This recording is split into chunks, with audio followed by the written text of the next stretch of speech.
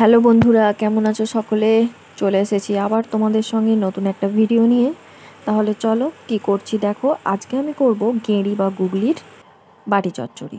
এর জন্য এই গেঁড়ি বা গুগলিগুলোকে অনেকক্ষণ ধরে নুন জলে ভিজিয়ে রেখেছি। তারপর বারবার ভালোভাবে চটকে চটকে ধুয়ে নিয়েছি, যতক্ষণ পর্যন্ত না এর কাদা জলটা বেরিয়ে পরিষ্কার জলে আসছে ততক্ষণ পর্যন্ত এটাকে কিন্তু আমি ভালোভাবে পরিষ্কার করে ধুয়ে নেব। এই গেঁড়ি বা গুগলি কিন্তু স্বাস্থ্যের পক্ষে খুবই একটা পুষ্টিকর খাদ্য। তো আমাদের বাড়িতেও যদিও খুবই কম হয়, তবুও কিন্তু খুবই একটা পুষ্টিকর খাবার।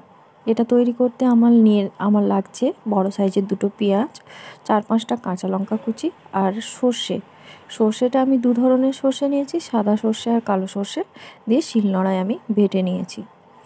এরপর গ্যাসে কড়া বসিয়ে যে ধুয়ে রাখা গেঁড়ি বা গুগলিগুলো সেগুলো আমি কড়ার মধ্যে দিয়ে দিচ্ছি। কোনো তেল কিন্তু আমি দেখো দেইনি, শুধুই ধোয়া গেঁড়ি বা গুগলিগুলোই কড়ার মধ্যে দিয়ে দিচ্ছি। এরপর ওর মধ্যে দিয়ে দেবো আমি অল্প পরিমাণ মতো নুন আর অল্প হলুদ গুঁড়ো। নুন আর হলুদ গুঁড়ো দিয়ে অল্প আঁচেই কিছুক্ষণ বসিয়ে রাখলেই দেখবে ওর থেকেই জল ছাড়ছে, আর ওই জলেই কিন্তু গেঁড়িগুলো সেদ্ধ হয়ে যাবে।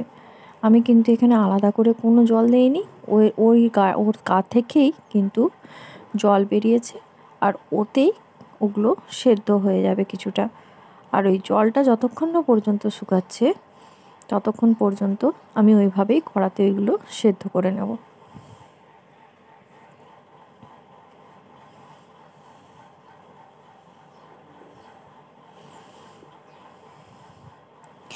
গ্যাসটা কিন্তু একদম লো ফ্লেমেই রেখে আমি এই গেঁড়ি বা গুগলিগুলোকে সেদ্ধ করব। দেখো জলটা পুরোপুরি শুকিয়ে গেছে। এরপর আমি এগুলোকে কড়া থেকে নামিয়ে নেব, দিয়ে ভালো করে কড়াটা পরিষ্কার করে নেব। কড়াটা ভালো করে পরিষ্কার করে ওর মধ্যে দিয়ে দেবো আমি সর্ষের তেল।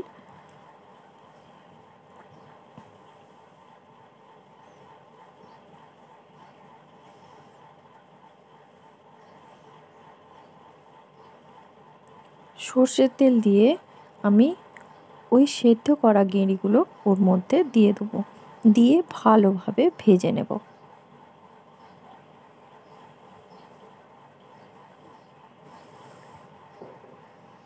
যেহেতু সেদ্ধর সময়তেই নুন হলুদ দিয়েছি, তাই আলাদা করে আমি আর নুন হলুদ ওর মধ্যে দেব না।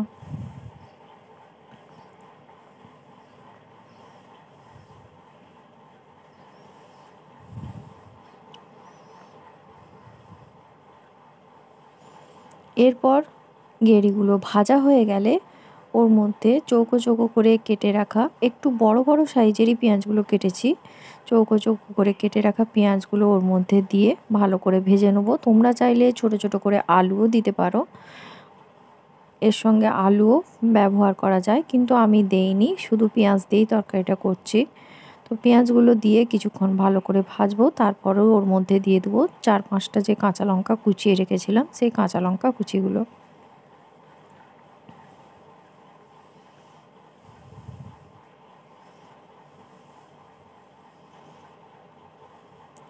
শুনতে গেঁড়ি গুগলি হলেও এটি কিন্তু অত্যন্ত পুষ্টিকর একটা খাদ্য, আর দামও খুব বেশি নয়।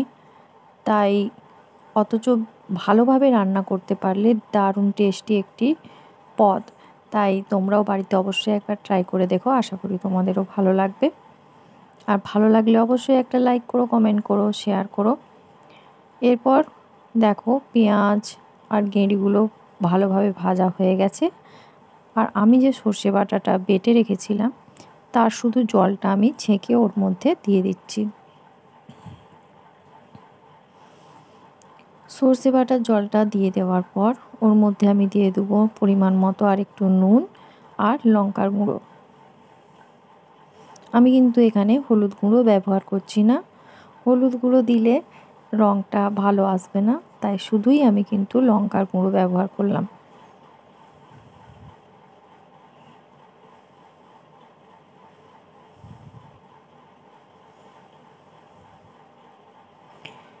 এরপর কিছুক্ষণ এটাকে আমি ফুটিয়ে নেব।